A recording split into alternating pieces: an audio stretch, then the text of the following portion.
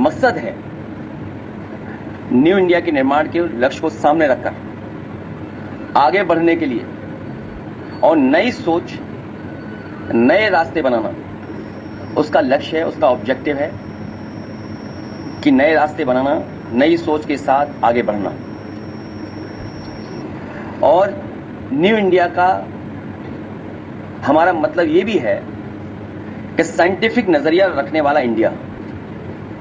New India से हमारा मतलब ये भी है कि पॉजिटिव इंडिया जो ये विश्वास रखता है कि हम कुछ करके दिखा सकते हैं। न्यू इंडिया से हमारा मतलब ये भी है कि प्रोग्रेसिव इंडिया जो प्रगतिशील है, पुरातन पंथी नहीं, मतलब आगे की ओर आगे देख रहा है। युवा भारत प्रगति पंथी है। जिनसे हमारी लड़ाई है वो पुरातन पंथी हैं। आज का युवा भारत का प्रगति पंथी है। और जो मैंने कहा कि हमारा भारत और हमारी सोच डिवीजन वाली नहीं, डिवीजन वालों से लड़ने के लिए विजन चाहिए और न्यू विजन इंडिया उस लक्ष्य को पूरा करता है। विजन के साथ डिवीजन का हम लोग मुकाबला कर सकते हैं। डिवीजन की नेगेटिव सोच है, उसका मुकाबला विजन से कर रहे हैं। और विजन एक पॉजिटिव सोच है।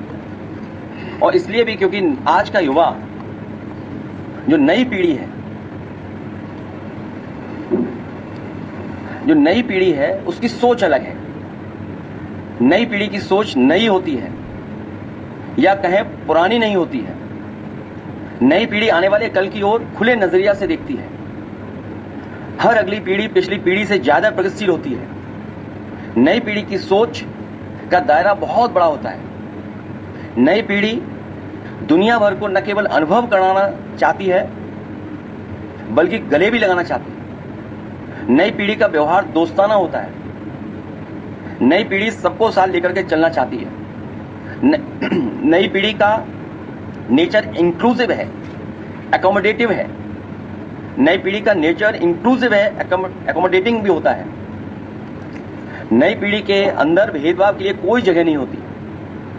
नई पीढ़ी हर धर्म, पंथ, विचार, फिलॉसफी के लिए टॉलरेंट, सहनशीलता होती है, सहनशील होते हैं। नई पीढ़ी के विचारों में लोच होती है, वो सबको सुनना समझना चाहती है। नई पीढ़ी के दिल में सबके लिए सम्मान, प्रेम और मोहब्बत भरी होती है। नई पीढ़ी सही मायनों में हर बेबस व्यक्ति और जीव जंतु के प्रति अधिक दयालु और करुणा से भरी होती है। नई पीढ़ी बेहद पॉजिटिव होती है। नई पीढ़ी आधुनिकता को अच्छा मानती है क्योंकि मॉडर्निटी नई दिशा दिखाती है, सोच के लिए बड़े रास्ते बनाती है।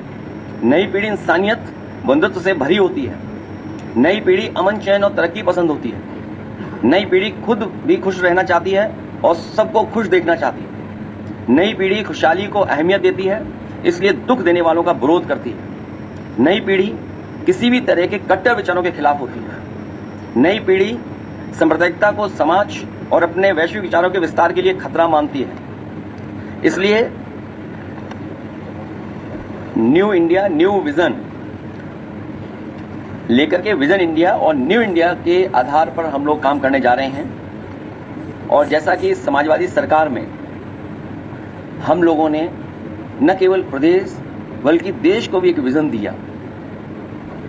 एक्सप्रेसवे जब देश में बनना भी नहीं शुरू हुए उस समय समाजवादी सरकार ने आगरा लखनऊ एक्सप्रेसवे और पूर्वांचल को जोड़ने के लिए और जिला मुख्यालयों को 4 लेन से जोड़ने के लिए एक रोड मैप दिया था। और आज हमें खुशी इस बात की कि आगरा लखनऊ एक्सप्रेसवे जो विजन दिया था, उस विजन के साथ साथ बहुत सारे हाईवे अब लगातार देश में बन रहे हैं। कई ऐसे काम जो हमारे मैनिफेस्टो में भी नहीं थे, उन कामों को भी समाजवादी पार्टी ने सरकार में, क्योंकि विजन था कि प्रोग्रेसिव हों, पॉजिटिव हों, आगे बढ़ाएं चीज़ों को, इसलिए चाहे शहरों को मेट्रो से जोड़ने का काम किया हो, जिसमें लखनऊ है, कानपुर है, आगरा है, आपका नोएडा से ग्रेटर नोएडा है, नोएडा से दिल्ली को जोड़ने की बात हो, या स्पोर्ट्स के क्षेत्र में जो काम किए थे, कि नए नए स्टेडियम्स बने, वर्ल्ड क्लास स्टेडियम्स बने, वर्ल्ड क्लास स्पोर्ट्स सिटीज बने, जिससे हमारे युवा आकर के परफॉर्म कर सकें या दुनिया के मुकाबले वो खड़े होकर के उन टैलेंट को भी हम आगे बढ़ाने का काम करें।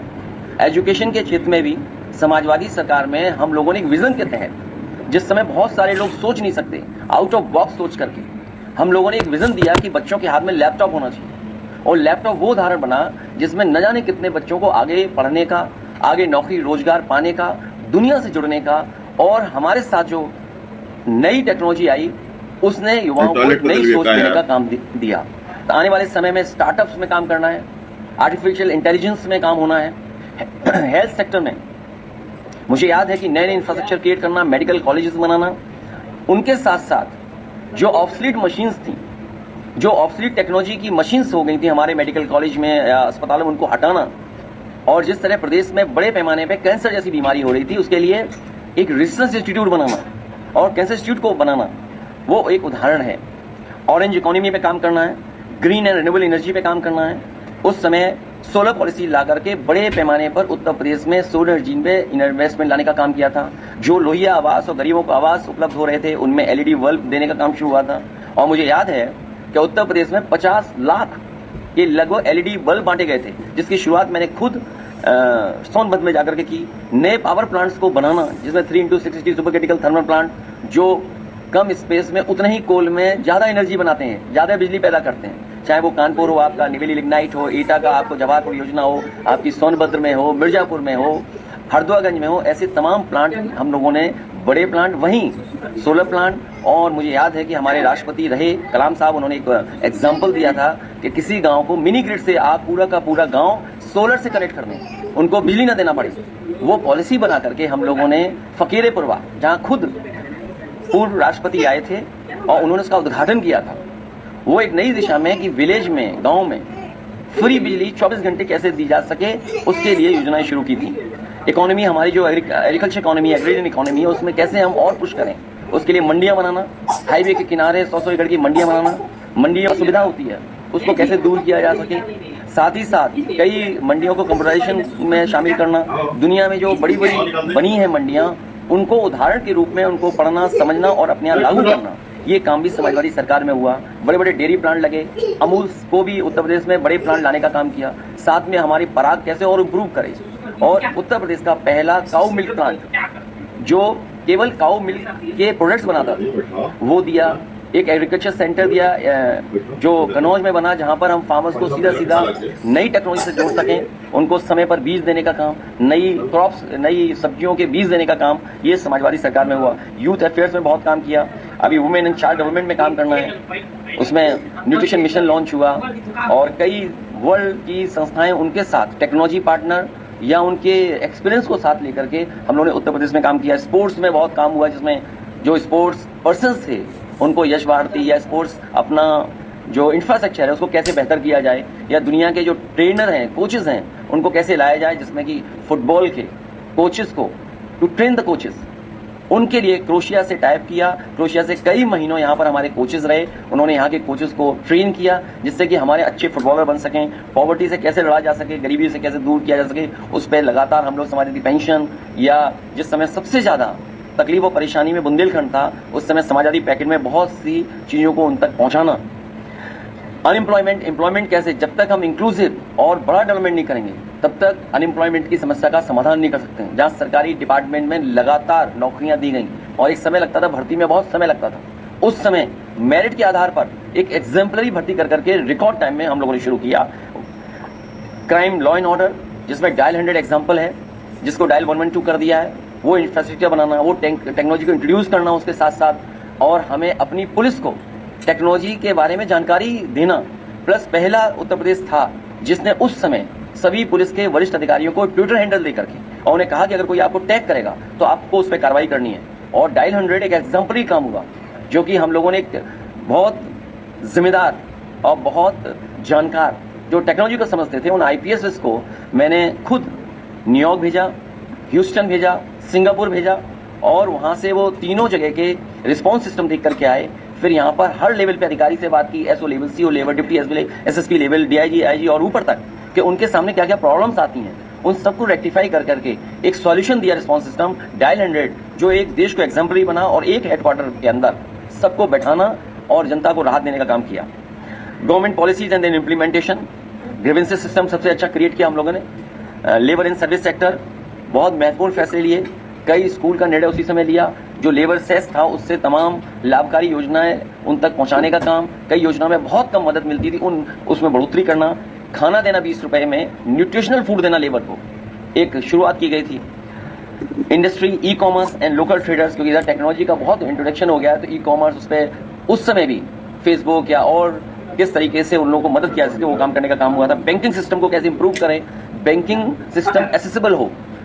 ऊपर से तो कह दिया कई अकाउंट खोलेंगे, ये अकाउंट का नाम होगा ये, लेकिन मुझे खुशी इस बात की कि जिस समय उस समय के जो फाइनेंस मिनिस्टर थे उनके सामने जो प्रपोजल रखा और कहा कि हम 3000 बैंक की ब्रांचेस उत्तर प्रदेश में खोलना चाहते हैं, तो जब 3000 का प्रपोजल रखा तो वो शॉक में चले गए कि 3000 ब्रांचेस कैसे खुलेंगी। उन्होंने कहा कि इसकी 10% पहले खोल के दिखाओ। तो मुझे खुशी इस बात की कि रिकॉर्ड टाइम में 300 ब्रांचेस एक साथ खोलने का काम पूरे देश में अगर किसी ने किया था तो उस समय समाजवादी सरकार, और उस समय जितनी भी ब्रांचेस बैंक की खुली थी उनके बैंक के हेड प्लस फाइनेंस मिनिस्टर ने आकर के हम लोगों ने ताज में उसका उद्घाटन किया था, और उसका परिणाम ये हुआ कि 3000 लगभग 3000 ब्रांचेस उत्तर प्रदेश में खोली गई थी। विलेज इकोनॉमी कैसे इंप्रूव करें, माइग्रेशन ना हो, उस दिशा में हम लोग काम करेंगे। इन तमाम चीजों को लेकर के विजन इंडिया का कार्यक्रम हम लोग शुरू करने जा रहे हैं कि न्यू इंडिया कैसे हो। हमारी पॉलिटिक्स डिवीजन की नहीं है, विजन की पॉलिटिक्स है। उनकी डिवीजन की पॉलिटिक्स है, उसका जवाब पॉजिटिव प्रोग्रेसिव विजन की पॉलिटिक्स हो।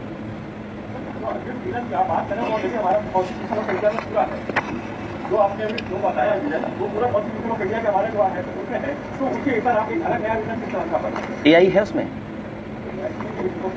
चलो कोई बात नहीं, मैं मुझे खुशी है कि कोई नए पत्रकार आए हैं, और मुझे चैनल नहीं पता है किस चैनल के हैं, लेकिन खुशी है कि इस बात की कि उन्होंने संविधान की बात कही। संविधान, सेक्युलरिज्म, सोशलिज्म, इन विषय पे हमें लगातार काम करना पड़ेगा, और जब हमारा संविधान बचेगा तो लोकतंत्र बचेगा। इसीलिए कहा कि एक विजन लेकर के जा रहे हैं। नई पीढ़ी के लोग हैं, वो इंक्लूसिव हैं, वो ग्रोथ पसंद करते हैं, पॉजिटिविटी है उनके अंदर, वो सबको साथ लेकर के चलना चाहते हैं। इसीलिए न्यू NEO, क्योंकि जब टेक्नोलॉजी को इंट्रोड्यूस करते हैं हम लोग, ये वर्ड भी काफी इस्तेमाल हो रहा है, नई पीढ़ी के लोग इस्तेमाल कर रहे हैं। Yes, new and new.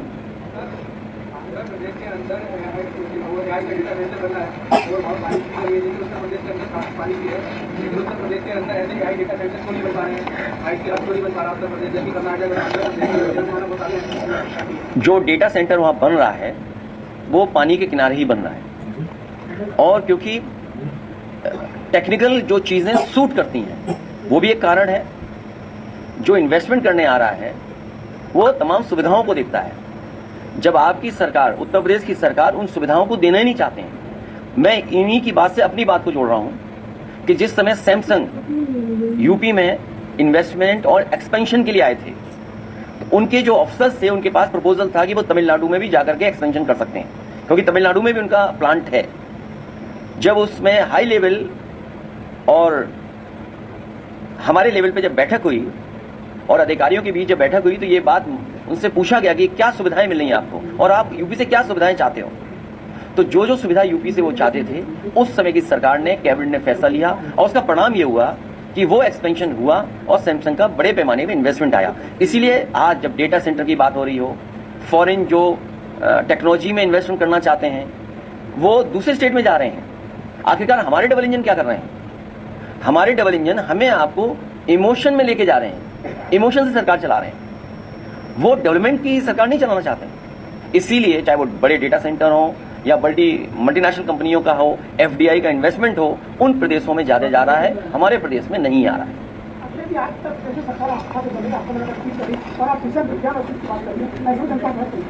इसीलिए समाजवादी पार्टी जगह जगह जाकर के आने वाले समय में हमारा विजन क्या होगा, हम किस दिशा में ले जाना चाहते हैं, काम करना चाहते हैं, हमारा जो अनुभव रहा है, जो पूर्व में काम किया है, उनको लगातार बताना पड़ेगा।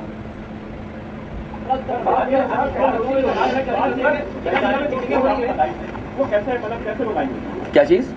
साइंटिफिक जो फैक्ट है उनको रखेंगे, जो अंधविश्वास है, जो पसंद उसको किस तरह का नहीं, वो थोड़ा खुल के एक्सप्लेन करो ना। ऐसा नहीं, मैं समझ रहा हूँ हमारे पत्रकार साथी का।